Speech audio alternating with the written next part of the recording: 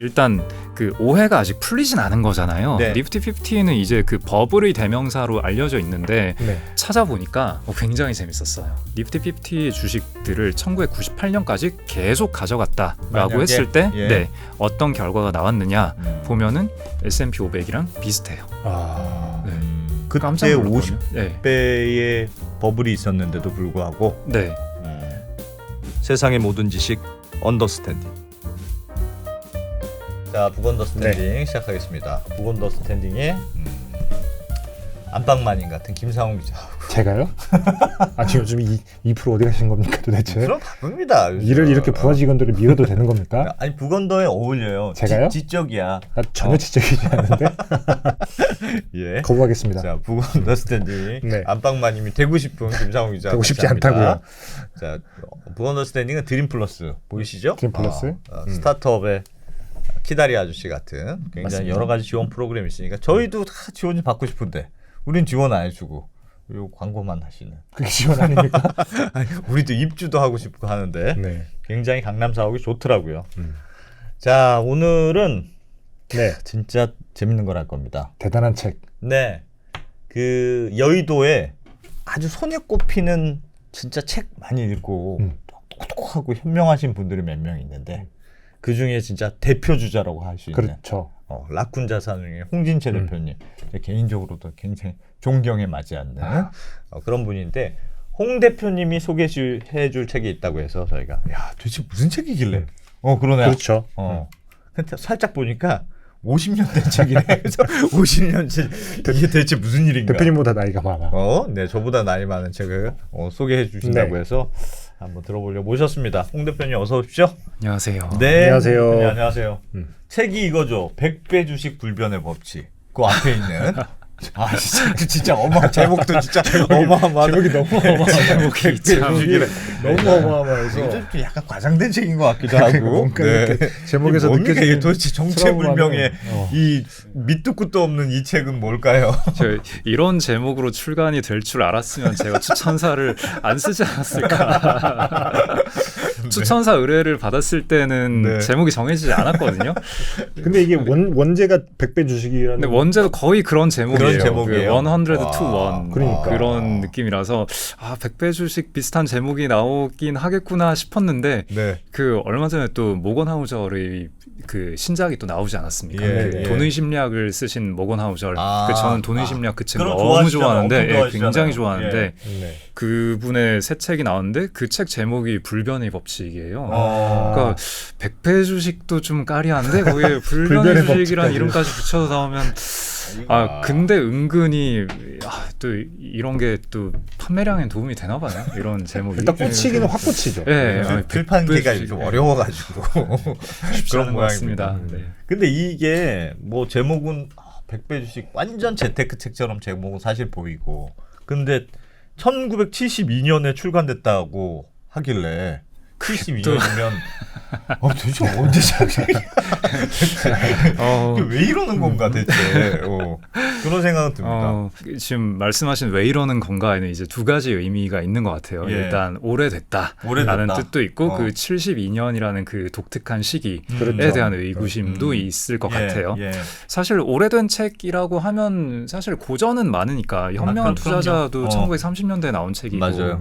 필립 피셔 책도 1950년대에 나온 책이고 하니까 그래 고전이라고 해서 삐딱하게 볼 필요는 전혀 없고 네. 뭐 현재까지 살아남은 책이라면은 응당 살아남았다라는 자체로 그 가치를 입증한 거 아니겠나. 그렇습니다. 뭐 이렇게 생각해 볼 수 있겠는데 네. 그래서 저도 처음에 이제 추천사 의뢰를 받아서 읽어보려는데 72년에 쓰여진 책이다. 근데 또 제목이 100배 주식이다. 하면은 그 잘 아시겠지만 네. 1972년은 그 직전에 1960년대 뭐 아마 한국에서는 잘 모르시는 분들이 많을 텐데 예. 미국의 1960년대는 정말 그 광란의 시기였거든요. 예. 그래서 성장은 끝도 없이 할 수 있다. 그 성장의 한계를 감히 논하지 마라. 성장을 계속하는 한 주가는 무한히 올라갈 수 있다. 뭐 이런 얘기가 받아들여지던 널리 받아들여지던 정말 잘 나갈 때. 네. 미국이 1940년대, 50년대 정말 잘 나가면서 50년대에 이미 이것 좀 거품이 낀 거 아니야? 라는 논란이 있었음에도 불구하고 계속 더 잘 나가서 1960년대는 사실 약간 포기하던 좀 보수적으로 보던 사람들마저도 그냥 손 놔버리던 그래 이건 이렇게 하는 게 맞나 보다라고 했던 그런 시기가 1969년이었고 예. 60년대였고 그 당시를 대표하던 어떤 단어가 있는데 Nifty 50라는 단어가 있는데 그러니까 Nifty라는 게 우리가 자주 쓰는 단어는 아닌데 멋있는 뭐 그런 끝내주는 뜻이에요. 네, 50개 종목 네. 그런 거죠. 네. 그래서 한국으로 치자면은 뭐 예전에 2010년대 뭐 네. 이럴 때 뭐 칠공주 막 이런 식의 뭐 있었는데 그런 느낌이지. 그런 느낌. 그런 느낌. 네, 약간 그런 느낌. 그래서 끝내주는 50개 주식 이런 주식들은 그냥 계속 성장할 거니까 그냥 사고 가만히 있으면 된다. 네. 그래서 처음에는 그게 말이 되냐라고 의구심을 품다가도 그렇게 했을 때 돈을 또 벌고 그렇게 했는데 뒤늦게 들어와도 또 돈을 벌고 이러다 보니까 이게 맞나 보다. 마치 부동산 같은 느낌이네. 부동산. 네, 사면 그냥 오르고 사면 불패 오르고. 시장이다. 그래서 그 50개 주식들이 평균 PER이 한 50배 되던 뭐 그런 시기가 1969년까지였고 예. 그 다음에 1970년, 71년에 와장창창 무너졌다가 예. 72년에는 그래도 이건 좀 너무하지 않아 이러면서 약간의 기술적 반등을 하던 그런 시기. 때딱 틀어진 거예요? 네, 딱 그때 이렇게 올랐다가 이렇게 했다가 다시 약간 올라가던. 그러니까 아마 지필은 71년에 했겠죠. 71년 와장창 할 때 했고 72년에 이 책이 나오면서 기술적 반등을 한 건가? 그러니까 야 겁먹지 마 100배 갈 거야. 겁먹지 마, 괜찮다. 그런 거네. 네. 그러나 역사는 이제 73년에 정고점을 넘기지 못하고 다시 와장창창. 그래서 미국도 그 10년 박스권 뭐 그런 시기가 있었거든요. 우리한테는 믿기지가 않죠. 미국은 계속 우상향하는 거 아니야? 라고 많이들 생각하지만 1970년대의 미국은 너무 힘들었고 그래서 한 70년대 후반 정도 가면은 미국에서도 사람들이 주식 같은 건 하는 거 아니다. 채권을 사라. 이런 얘기가 한창 오가던 시기였거든요. 네. 그럴 때 워런 버핏은 막 칼럼 쓰면서 지금 주식하기 너무 좋을 때다. 왜 이러냐. 근데 그 얘기를 조금 일찍 하셨어요. 70년대 초반에 한번 했다가 계속 더 안 좋으니까 76년쯤 돼가지고 더 좋다. 너무 좋은데 왜 이러냐. 이런 얘기를 몇 번 더 하다가 결국은 80년대에 올라갔죠. 70년대에 그랬던 이유는 현재 저희는 스터디가 많이 돼 있죠. 최근에 그렇죠. 고금리와 인플레이션과 스태그플레이션에 대해서 스터디가 많이 돼 있잖아요. 네, 그 스태그플레이션을 맞이했던 그게 그 70년대였고 사실은 보면은 이게 역사는 항상 다 이어지잖아요. 네. 그러니까 60년대에 무슨 일이 있었기에 70년대에 그렇게 안 좋은 시기를 겪었냐 하면은 60년대에 그 원래 제가 여기 방송에서 한번 그 말씀을 드린 적이 있을 거예요. 그 연준의 역할에 대해서 이야기를 하면서 그 재정 정책과 통화 정책이 사실은 서로 반대 방향으로 가는 게 맞다. 그게 균형이다. 네. 보통 그렇게 되면 엇박자다라고 표현을 하지만 사실 역사적으로 그랬던 경우가 굉장히 많고 그때 오히려 균형이 이루어졌다라는 말씀을 드리면서 엇박자가 아니었던 시기에 대해서 말씀드린 적이 있어요. 1960년대 그때 린든 존슨 대통령과 사상 최약의 연준 의장 아서 번즈 의장 둘이서 합작을 해서 둘이 말 잘 들는 연준 의장이라는 맞습니다. 네, 그래서 행정부에서 재정 정책을 써야 되는데 연준이 유동성을 풀어라. 그래야 우리가 돈을 풀 수 있지라고 하면서 통화 정책과 재정 정책이 둘 다 통화 완화 쪽으로 갔었던 그런 60년대를 거쳤죠. 그러니까 당연히 인플레이션이 엄청 거칠게 나오고 그 즈음에 또 베트남 전쟁으로 여론이 또 굉장히 안 좋아졌었죠. 그러다가 인플레이션이 생기고 1970년대에 인플레이션 심각하고 금리는 올려야 되고 경기는 안 좋아지고 그런 시기를 맞이했었던 거죠. 네.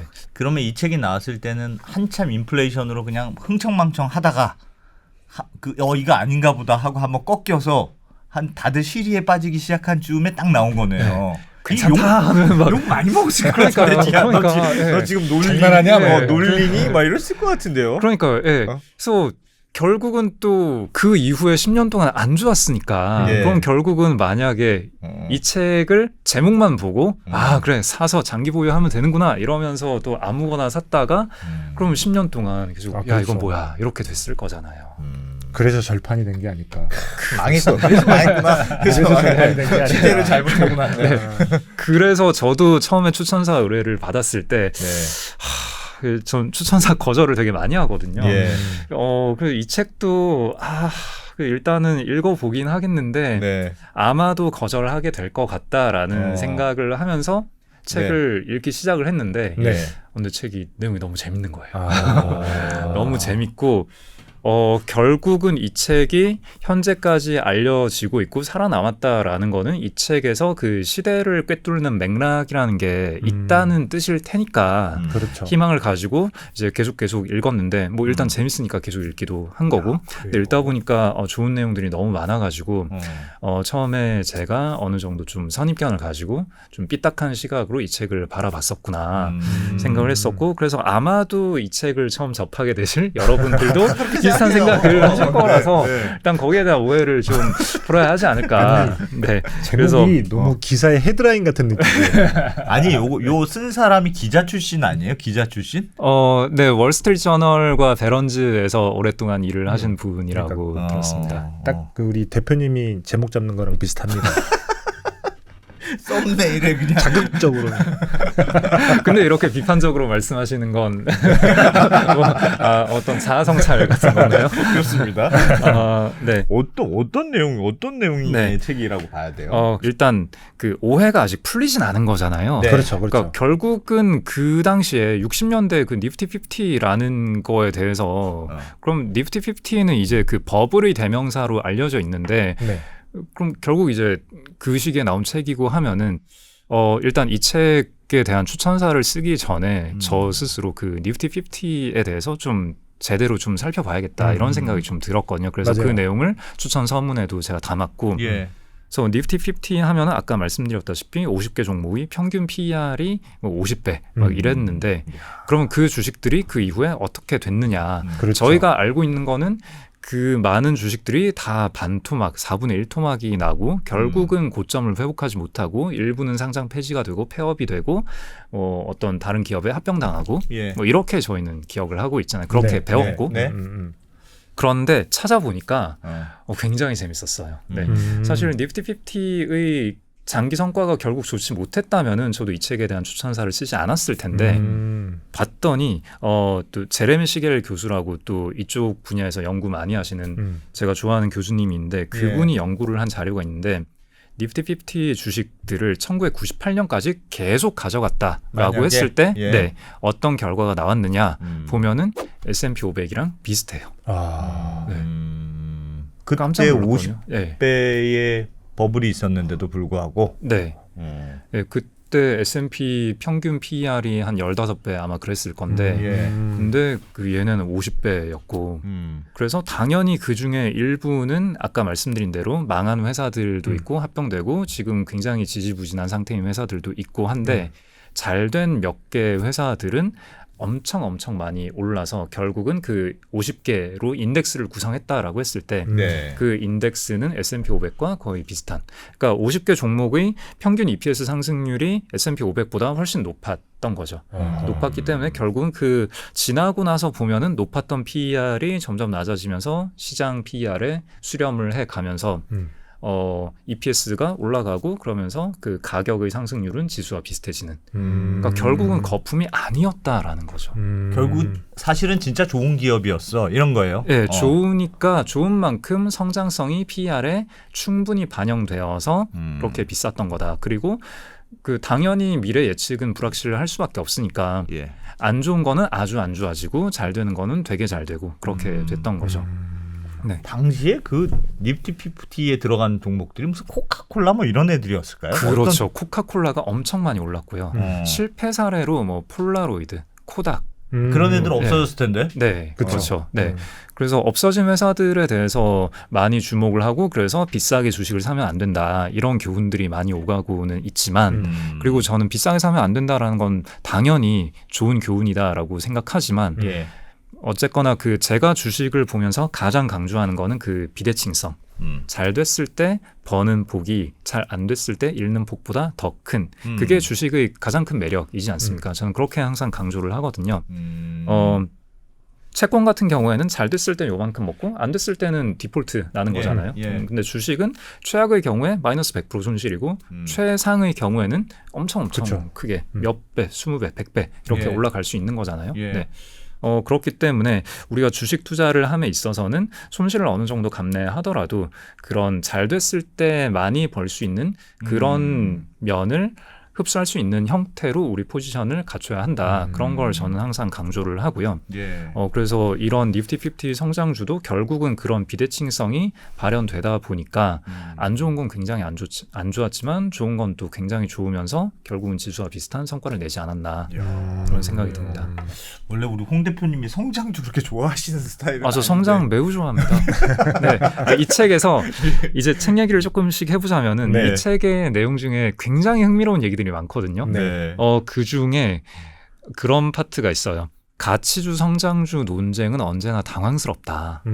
성장은 당연히 하는 거다. 당연히 네. 성장을 하는 네, 거지. 당연히 우리는 미래의 가치가 더 커질 기업을 사야 돈을 버는 거 아니겠냐. 네, 당연히 성장은 해야 되는 건데 네. 중요한 거는 어떤 식으로 퀄리티 있는 성장을 하느냐, 그리고 그 성장에 대한 기대감이 가격에 너무 과하게 반영되어 있지 않는가. 그다음에 성장할 거라는 전망으로 내가 베팅을 했더라도 예. 그 초기의 기대치에 반대되는 팩트들을 접했을 때 내 의견을 고칠 수 있느냐. 사실 이런 것들이 우리가 돈을 버는 데 있어서 중요한 거지. 그렇죠. 성장주냐 가치주냐라는 건 애초에 근본부터 틀린 논쟁인 거죠. 아예 그렇게 네. 싸우는 게 네. 그건 네. 맞는 말 같습니다. 저는 성장 굉장히 좋아합니다. 네. 성장 안 하는 회사는 웬만하면 회사 취급을 하지 않아요. 그렇죠. 맞아. 알겠습니다. 그러면 네. 니프티 50를 가지고 당시에 근데 요때는 우리 이 70년대 어쨌든 막 그 전에 말씀하셨듯이 버블이 좀 있었던 시기여서 그래도 그때니까 100배가 되지. 지금 같은 시기에 100배가 되는 거는 좀 어려운 거 아닌가. 그렇죠. 그러니까 그때 약간의 낙관론이 들어간 지금으로 치면 100배는 약간 지금 10버거쯤 10배면 진짜 대박이야. 이런 느낌으로 받아들이면 되겠습니까?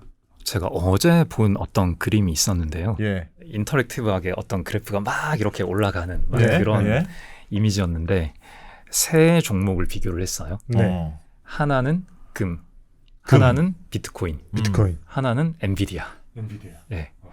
금은 당연히 그게 한 지난 30년 정도를 했던 것 같은데 한 지난 20년 뭐 이 정도를 비교를 한 것 같은데 금은 그 기간 동안 한 30% 정도가 올랐고요. 그리고 비트코인이 엄청 많이 올랐어요. 올랐다가 좀 꺼졌죠. 빠졌다가 이렇게 됐다가 뭐 왔다 갔다 하는데 엔비디아가 한참 하회를 했다가 결국은 엔비디아가 비트코인을 이기는 네, 그런 모습이 나왔거든요. 예. 그러니까 여기서 말하는 100배가 뭐 1년에 100배, 3년에 100배 이런 얘기는 아니거든요. 이 책에서도 한 30년 혹은 50년 정도 보유하고 있다 보면은 100배가 되는. 네, 30년, 50년이요? 네. 그래서 그런 거에 대한 얘기인 거고, 그러면 그게 연율화하면은 사실 그렇게 말도 안 되는 값은 아닌 거거든요. 네. 그리고 사실 뭐 100배 안 가면 어떻습니까? 뭐 10배만 100배도 바라지도 않아 100배는. 네. 약간 이건 이제 저의 예. 해석인데 제가 받아들이는 방식인데 네. 어쨌거나 100배 정도의 꿈을 가지고 베팅을 해놓으면은 그래도 10배는 벌 수 있지 않을까. 그리고 이게 가끔은 운이 좋으면은 예. 그 미래의 100배를 한 방에 다 반영해서 사실 사람들 투자자들은 언제나 급하지 않습니까? 그렇죠. 그러니까 30년, 50년 후의 미래를 다 당겨와서 이제 가격을 올려줄 때가 있는데 네. 엔비디아처럼 아닌가요? 엔비디아에 대해서는 이제 좀 할 얘기가 되게 많아져가지고. 알겠습니다. 여보세요 마 지금. 알겠습니다. 네. 큰 실수였네. 아니요. 엔비디아 훌륭하죠. 네. 예. 아무튼 그렇게 이제 먹여줄 때가 있으니까 네. 큰 꿈을 가진 회사에 베팅을 한다라는 게 어떤 의미이냐. 운이 좋을 때는 어떤 정도의 좋은 성과를 가져다 줄 수 있고 혹은 또 반대로 어떤 점을 우리가 경계해야 하는가. 거기에 대한 대답들이다라고 생각하면서 뭐 읽어보면 될 것 같아요. 그래서 100배라는 숫자 자체는 알겠습니다. 저희 대표님은 100배라는 숫자밖에 안 보이시는 거예요. 현혹되면 안 되겠다. 30년 100배. 보시면 지금 안 듣고 계십니다. 네. 그러면 네. 이런 좋은 기업을 잘 발굴해서 오랫동안 갖고 있어야 많이 오른다. 한마디로 말하면 그런 거겠네요. 그죠? 네. 잘 사서 홀딩. 네. 잘 사서는 할 수 있을 것 같은데 사실 홀딩이 너무 아니야. 난 반대로 잘 사는 게 더 어려울 것 같아. 아닙니까? 아니 제가 왜냐하면 보십시오. 우리 왜 그 삼성전자 같은 걸 옛날에 요즘은 뭐 약간 부진하지만 한참 삼성전자 잘 나갈 때 그거를 야 너 10년 전 20년 전에 샀어 봐. 지금 그게 아파트보다 더 올랐어. 막 이런 얘기를 하는데 생각해보면 그게 삼성전자여서 그렇지. 그렇죠. 옛날에 시가총액 10위 상위에 있는 애들 중에 남아있는 애들은 삼성전자밖에 없어요. 다 없어졌어. 그 주식하는 마음이란 제게 그 내용이 딱 나오는데. 야, 명저지 명저. 주식하는 마음. 현명하십니다. 네. 그런데 몰빵하지 않고 그걸 다 사놨으면 되는 거잖아요, 포트폴리오로. 그러니까 이게 원래 많이 먹으려면 오래 보유하는 거는 진리인데. 근데 오래 보유하십니까? 저는 굉장히 오래 보유합니다. 아, 근데 그래요? 물려서 오래 보유하는 게 많아서 그렇지만 근데 어떤 종목을 살 것인가 그 회사가 10년, 20년 말씀하신 대로 30년 이상 잘 나갈 회사인지 코닥 엄청난 그 미래 전망을 해야 되는 거예요. 코닥이 예전에 진짜 좋을 줄 알았지 언제 없어질 줄 알았냐고. 코닥을 잘 모릅니다. 답답하네. 진짜 답답해. 말씀 좀 해주십시오. 근데 그 방금 두 분이 말씀에서 사실 엄청난 힌트들이 다 나온 것 같아요. 예. 사실 거기서 말씀하신 지혜로운 얘기들이 이 책에 담겨 있다라고 볼 수도 있을 것 같은데, 사실 둘 다 잘 해야 되고 둘 다 어려운 게 맞죠. 근데 잘 산다는 건 대체 뭐냐, 그리고 오래 보유한다라는 건 또 어떤 식으로 오래 보유해야 한다는 거냐. 사실 요 두 가지가 모두 다 어렵기도 하고.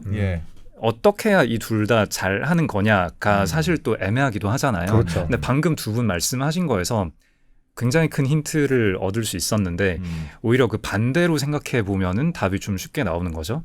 잘 사지 않는 거는 어떤 걸 잘못 사는 거냐라는 질문에 대해서는 좀 대답하기가 편할 것 같고요. 그 다음에 오래 보유하는 건, 그러니까 오래 보유하지 못하는 혹은 그냥 무작정 오래 보유하는 거의 문제점은 뭐냐? 뭐 이런 식으로 질문을 했을 때 쉽게 대답을 더 할 수 있을 것 같아요. 그게 이 책의 내용이기도 해서 말씀드리는데 일단은 방금 말씀하신 대로 잘 산다라는 게 그러니까 엄청나게 먼 미래를 전망하고 거기에 대한 해안을 가지고 막 진짜 10년 후에 100배 돼 있을, 커져 있을 그런 회사를 지금 내가 예측해서 사는 이렇게 생각을 하는 거잖아요.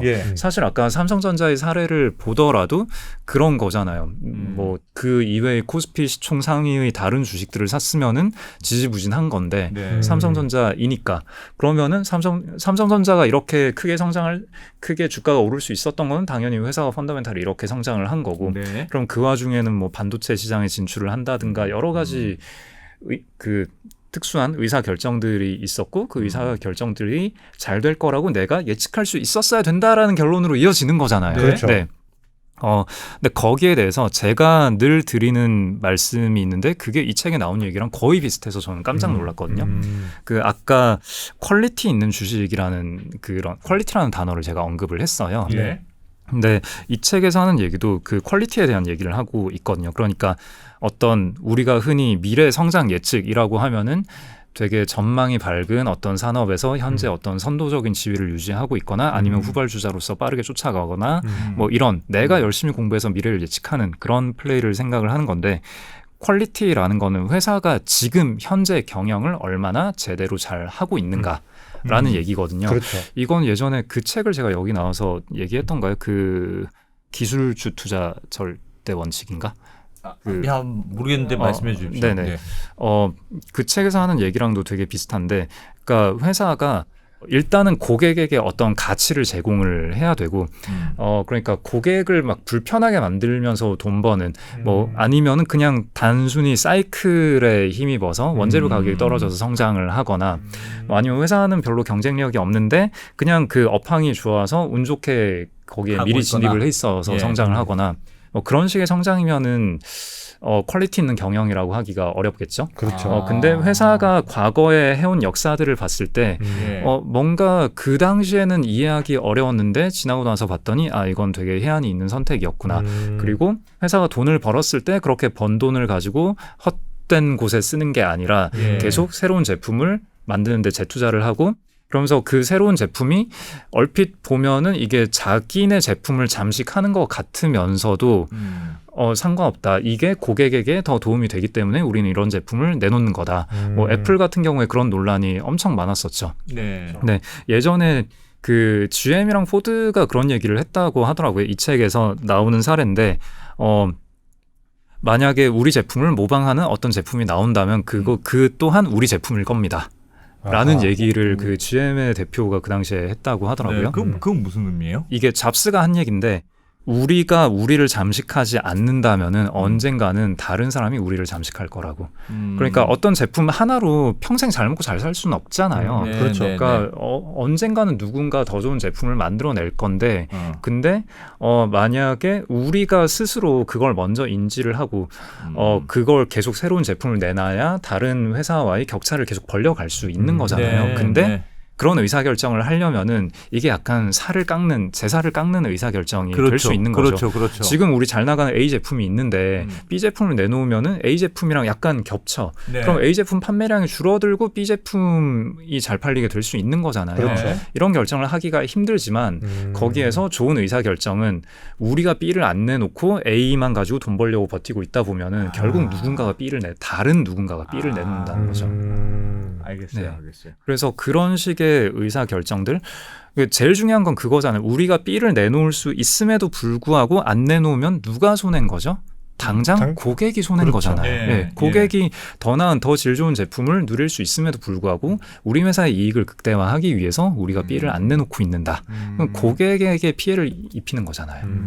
그만큼 어떤 사회적인 기술 수준이 올라와 있고 원가 등등 뭐 다 되는데도 불구하고 그런다면 그러니까 고객 가치를 만들어내는데 최우선 방점을 찍고 여러 가지 의사결정을 해오고 그런 의사결정들이 또 맞았던 걸로 드러나고 그리고 그렇게 번 돈에 대해서 솔직하게 안 될 때도 많을 거잖아요. 그렇죠. 뭔가 일이 잘 안 돌아가고 있을 때 고객에게 혹은 주주에게 직원에게 카운터파티들에게 솔직하게 이야기를 하고 진실되게 대하고 그런 모습들 크게 두 가지 어떤 좋은 제품을 잘 만들고자 하는 의지, 역량 이런 역량과 그 다음에 일에 대해서 솔직하게 공개하는 태도 이 두 가지를 책에서 강조를 하는데 그게 제가 평소에 얘기하는 퀄리티와 정확히 겹치는 내용이거든요. 약간 그러면 그러니까 성장이라는 그런 숫자만 보지 말고 기업의 애티튜드를 보라는 그런 느낌인가요?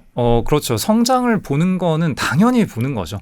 당연히 나도 한 명의 인간이고 투자자로서 상황이 어떻게 굴러가고 어떤 산업의 미래가 어떻게 될 건지 당연히 전망은 하는데 그건 그냥 하는 거일 뿐이고 그것이 투자 의사결정의 온전한 한 축이 되지는 않는다라는 거죠. 그건 기본으로 하는 거고 이제 미래는 어떻게 될지 모르는 거니까 그러니까 불확실성을 어떻게 받아들이느냐의 문제라고 생각해요. 그러니까 불확실성에 대해서 미래는 원래 불확실한 건데 이거를 내가 더 정교하게 열심히 예측을 해서 맞힐 확률을 더 높일 것이냐 이렇게 선택하는 일군의 투자자들이 있을 테고 사실 대부분의 투자자가 그렇게 하고 있죠. 근데 다른 한쪽의 투자는 회사가 알아서 하겠지. 그러니까 지금까지 회사가 얼마나 많은 역경을 거쳐왔겠어요. 그러면서 무너진 회사도 있고 살아남은 회사도 있을 건데 그 살아남은 회사들 중에서 아주 일부는 내가 느끼기에 왜 살아남았는지 알겠다. 이 회사는 남다른 어떤 역량과 태도를 가지고 있어. 라고 믿을 법한 어떤 회사가 있다면은 당장 오늘도 내일도 내년에도 이 회사는 역경을 겪겠죠. 미래는 언제나 불확실하니까. 그런 일을 겪었을 때 이 회사가 뭔가 다른 회사들보다는 좀 더 나은 의사결정을 해주겠지라는 기대를 할 수 있잖아요. 그런 기대감으로 포지션을 구축을 했을 때 사실 이렇게 되면은 이 회사가 잘 된 경우에 한 30년 후에 복리로 가치가 성장해 있을 수 있는 거고요. 잘 안 됐을 때는 그냥 최악의 경우에 마이너스 100% 손실인 거죠. 그렇죠. 네. 그러니까 이런 회사들에는 이제 그 비대칭성이 존재하는 거고 잘 됐을 때, 잘 안 됐을 때 그러면 이제 포지션을 잡는 거고 그래서 좋은 주식을 사라라는 그 절반이 이제 이런 얘기인 거죠. 내가 똑똑하게 미래를 예측하라 뭐 이런 얘기가 아니라 예. 회사의 퀄리티 있는 회사 그 퀄리티를 내가 판단할 수 있는 경우에 그런 회사에 믿고 포지션을 잡는 거 일단 이게 잘 산다라는 뜻인 거고요. 퀄리티. 예. 네. 자 그러면은 그 다음에 오래 보유해라라는 게 이제 나머지 절반이 될 텐데. 절반은 오래 보유해라. 네. 그럼 여기서 끊을까요? 일부 그런 기가 막히다. 퀄리티에 대해서 하나만 딱 여쭤보고 그럼 끊겠어. 야, 나 진짜 너무 궁금하다. 이 퀄리티 있다는 거. 근데 이런 생각은 들어요. 그러니까 말씀하신 거 보면 제가 정확하게 이해했는지 모르겠습니다만 약간 좀 윤리적인 경영. 사실 뭐 좀 이렇게 착하게 경영하고 소비자와 우리가 남이 아니고 우리는 기업 사회를 위해서 기업도 하는 거고 뭔가 이렇게 사실은 악독하게 돈을 번다는 느낌이 아니고 좀 그런 느낌의 회사를 잘 골라야 된다는 말처럼 들리는데 솔직한 회사. 야? 솔직한 회사. 솔직한 모든 회사? 거에 솔직한 회사. 아니 모든 게 솔직하면 돈을 잘 못 벌지 않을까. 그러니까 뭔가 어쨌든 악독하게 하는 회사가 사실은 돈 벌기엔 훨씬 유리하지 않습니까? 그러니까 그 악독하게 하는 대신 돈이라는 포상이 오는 거고 사실은 뭔가 좀 윤리적으로 한다는 건 약간 돈을 그 말씀하셨던 대로 내가 지금 이 제품이 있어. 근데 신제품을 개발했어. 근데 얘가 죽을 것 같아. 그러면 이걸 맥시마이즈 한 다음에 어떤 세상을 살아오신 겁니까? 그게 돈을 버는 데는 유리한 거 아닌가. 어떤 솔직히. 그러니까 저도 뭐 세상을 그걸 동의하지는 않습니다. 그렇지만 돈을 버는 건 유리하고 투자자라면 그런 회사도 사실은 말은 되는 건데. 되게 짧은 시기에서는 그럴 수 있겠죠. 그건 너무 짧을까요? 일단 윤리라는 단어가 등장하면 그때부터 상황이 좀 굉장히 복잡해지는데 네. 사실 이 책에도 윤리라는 단어가 등장해버리거든요. 예. 네, 그래서 이 얘기를 안 하고 넘어갈 수는 없는 것 같고 굉장히 중요한 점을 잘 짚어주신 것 같은데 이 책에서 윤리라는 얘기를 하면서 그 성경 문구를 인용을 해요. 자, 정확하진 않겠지만 가장 많이 섬기는 자가 가장 많은 것을 얻으리라. 이런 문구가 성경에 네. 있다고 합니다. 네. 네. 그러면서 윤리라는 걸 언급을 하는데 거기서 예. 제가 이해한 바는 약간 방금 안 대표님께서 언급하신 그 착한 경영 그런 거랑 제가 이해하는 바는 좀 다르거든요. 다른 것 같아요. 그러니까 예. 제가 이해한 바는 해야 할 일, 중요한 일에 집중하는 회사. 예, 사실 회사가 존재하는 이유는 뭐 물론 주주 가치를 위해서다 이런 건 좀 너무 멀리 간 면이 있다고 저는 생각하고요. 네. 그 모든 카운터 파티들을 조화롭게 그 사이에서 조율을 잘 해서 어떤 가치를 창출하는 그런 거라고 생각하거든요. 그래서 여기에는 당연히 직원들 고용도 잘 해줘야 되고 사회적인 책임도 있어야 되고 뭐 채권자에게는 또 빚도 잘 갚아야 되고 예. 뭐 주주들에게는 주주 가치도 제공을 해야 되고 뭐 이런 여러 가지가 있겠죠. 아무튼 해야 할 일에 집중하는 게 기업의 윤리라고 생각하고 그래서 아까 말씀하신 사례로 드신 대로 우리가 어떤 신제품을 내놨을 때 경쟁사가 망할 것 같은데 그래서 안 내놓으면은 경쟁사가 감사하다고 하나요? 아니잖아요. 예. 저는 경쟁사 망할 거 미안해서 신제품 안 내놓는 거는 이거를 저는 윤리적인 태도라고 부를 생각이 전혀 없거든요. 네. 어쨌거나 우리는 전장에 나와서 게임을 하고 있는 거고 네. 그럼 거기에서 내가 잘할 수 있는 일은 해야죠. 근데 우리가 잘할 수 있는 게 있는데 안 한다? 그럼 우리 직원들에게는 우리 주주에게는 우리 고객에게는 잘못하는 거잖아요. 그래서 저는 이제 윤리라는 단어는 이제 사람마다 쓰는 개념이 좀 다양하니까 예. 이제 저는 이렇게까지 가고 싶진 않고 그래서 악독이라는 표현을 쓰셨는데 이렇게 질문을 하고 싶었어요. 자, 그럼 테슬라는 악독하게 경영하고 있습니까? 테슬라? 네. 화장실도 없는 테슬라. 약간 악독한 느낌.